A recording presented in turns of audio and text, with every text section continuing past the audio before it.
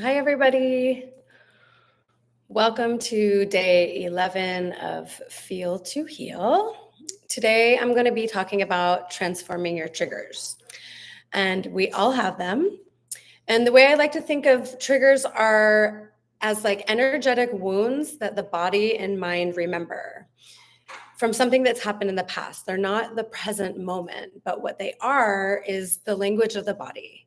They are your body showing you, hey, there's something here, or an emotion, or some type of energy that's stored in there that's saying, hey, we're here and we want you to pay attention to us. There are automatic protective mechanisms that are still trying to keep you safe from past experiences. So it's kind of like you're living in the past, and the triggers are like, remember, remember, remember. But it's your body showing you, hey, please pay attention to me. Please, there's something here. Maybe you didn't have the time or the space or the capacity, as we talked about before, in the moment to pay attention, but you do now. And so today we're going to do a practice on how to transform your triggers, on how to work with them so that they don't have to get so loud, so that they don't have to be so persistent, so that you actually understand them, so that you understand yourself and your operating system. So with that, triggers are your specific special pattern, special sauce of triggers are your responsibility. And this is a really important part for me and what I see happening in the world, because there's so much talk out there. I'm in a lot of like trauma healing groups and working with different teachers and watching different things. And I see a lot of people talking about, you know, trauma-informed practices and trigger warnings and needing to put trigger warnings on everything you write or do in life. And I think it's fucking ridiculous. It's not that I don't think that trauma has happened. It's not that I don't think that it's challenging to live in this world, but I think that it's each of our responsibilities to understand what our triggers are and how we can support ourselves with them, to prepare ourselves, to set ourselves up for the best case scenario. Not because life is going to fucking happen to you. We can't walk out in the world and expect that there's going to be a trigger warning on everything that we know is going to trigger us. We can't expect, if we're scrolling social media, that everyone's going to put a trigger warning on everything, because we do each have such our own special systems that are going to react to different things. We have to learn what those are and then go out to the world supporting ourselves and our nervous systems the best we possibly can. So an example of this is I have a client that I'm currently working with, and she is deathly afraid of public speaking. She's in college. She got called on the other day to speak and went into a complete dissociative state, panic attack, ran out of class crying. This was before we started working together. And so she knew she was going to have to speak again. And so what we did was we've been working with her nervous system daily. So that's one of the most important things, is the daily nervous system practices. So you actually will start to be not as triggered, like the things that bother you before, because triggers can come in so many different ways. They can be lights, sounds, experiences, people, smells, tastes, memories. It can come in so many different ways. So this one in particular for her, she could prepare for. And so she knew she was going to have to speak in this class. So instead of actually just having the circumstance happen where maybe she was going to freak out again, she's been doing her daily practices, and she went and she talked to her teacher, and she said, hey, like, I don't like this. I don't want to speak in public. It's not for me. Could we do it one-on-one? Because it's like an auditorium of like 300 people. So one of the things that you can do is prepare yourself, is set yourself up for success. Ask for what you need. Recognize, really get to know when and where you get triggered. When I'm working with people, we start to like take an inventory of life while we're working with the nervous system, so you get less triggered in the day-to-day.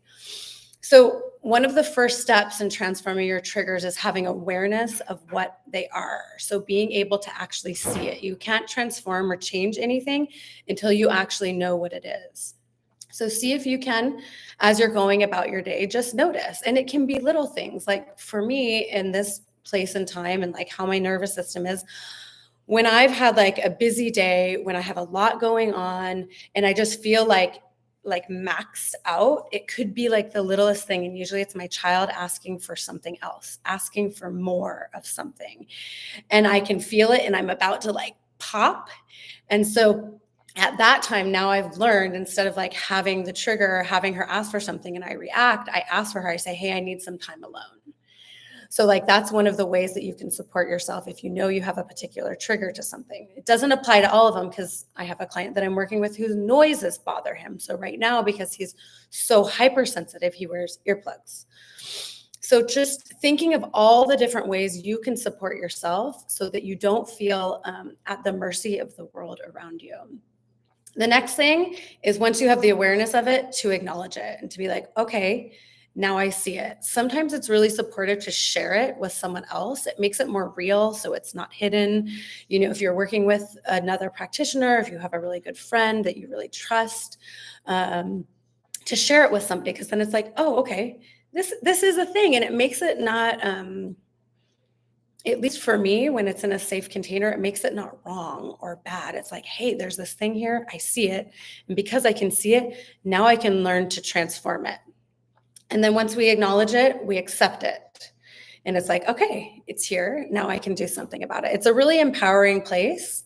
And then you can take action. Not all things take the action. Sometimes they can just transform with the awareness, the acknowledgement, and the acceptance. I learned this practice from one of my network spinal analysis mentors, and they call it AAA. So awareness, acknowledgement, and acceptance. And then we moved into action. And so it's just like I've talked to you with emotions. Like when we're separate from something, when we don't know about it, when there's resistance and avoidance, the thing gets more persistent and louder.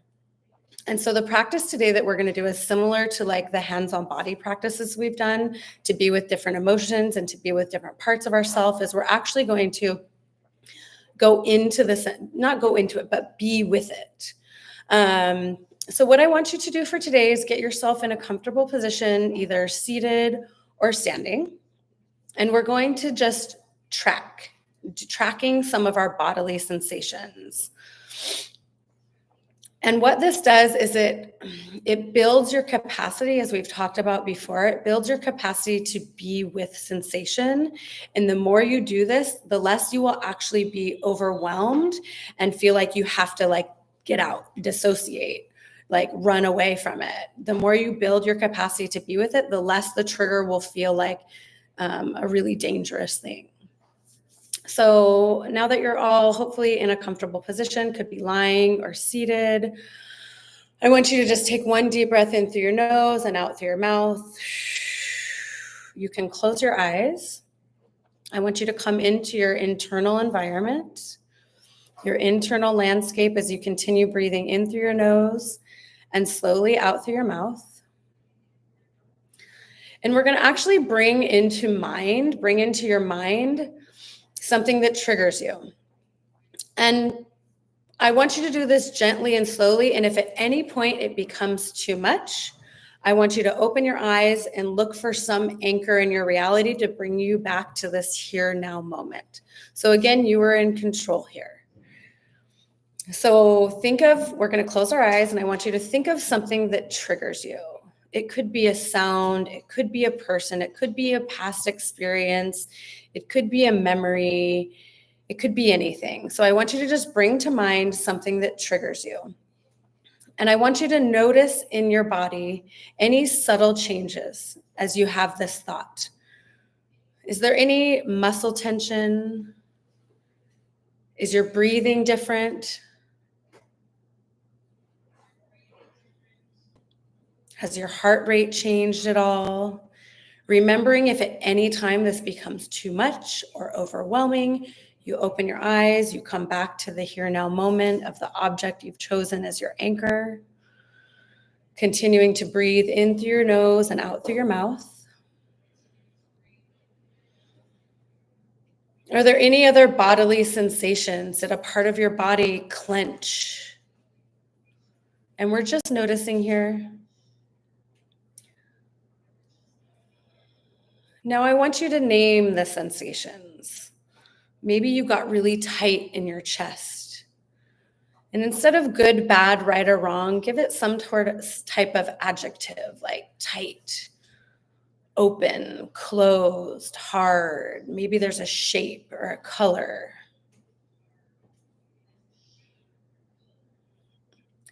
Now I want you to offer some containment to that space, and I want you to bring your hands there. And just as you're noticing, I want you to bring your hands there to offer it a space so it doesn't feel like it's this huge thing. So it's not overpowering you and taking over you. It's right here, right under your hands. As you breathe with it, remembering if at any moment it becomes too much, that you can open your eyes, come back to your anchor, to the here now moment. Breathing. Now I want you to just trace it. With your mind's eye, maybe there's a shape of this sensation. Maybe there's a color.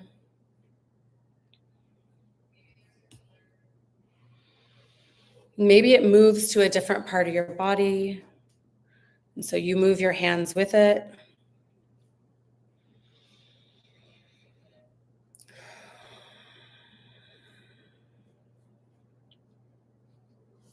We're just going to do a few more deep breaths here, in through the nose, out through the mouth.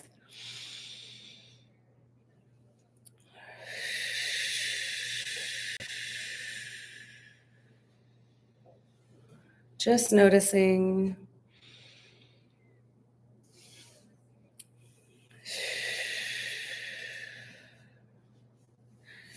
And then whatever this specific trigger was, I want you to say to it, thank you.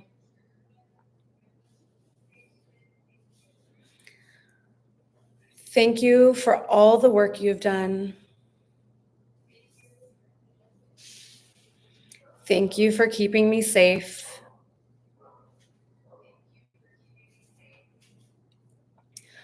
And now I want you to update it. I want you to update this trigger and update this part of you to this present moment, to this here and now moment. And I want you to tell it your name. I want you to tell it how old you are. As you breathe, I want you to tell it where you live.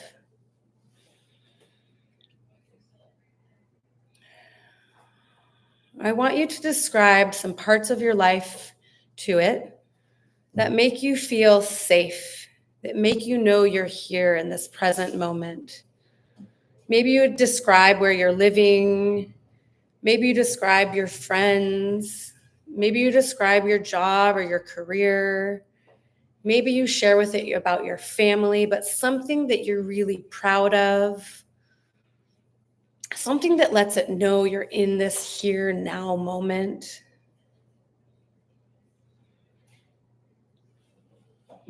And one more time, I want you to say thank you.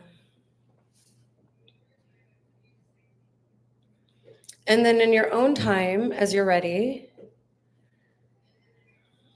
you're going to slowly open your eyes. You're going to gently look around your environment and come back into this present moment.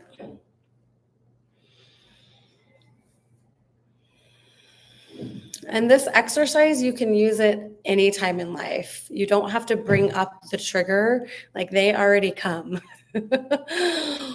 But if you have the time, if you have the space, it doesn't have to be as long as we did this, but to just come be present with it, notice what's here and now, update it to where you currently are. Sometimes we can't, but just the stopping and being with it often can transform it from the frantic search from trying to make itself safe. So the containment that you offer yourself. So if you find this practice supportive for you, if any of the practices, any of the other days have been helpful, if you're using them now and integrating them into your life, congratulations. Please like, subscribe, share this with your friends and family. We will be here for another 20 days. Is it 20 days? Yeah, until the end of the year. And I will see you tomorrow, same time, same place. Thank you so much for being here with me.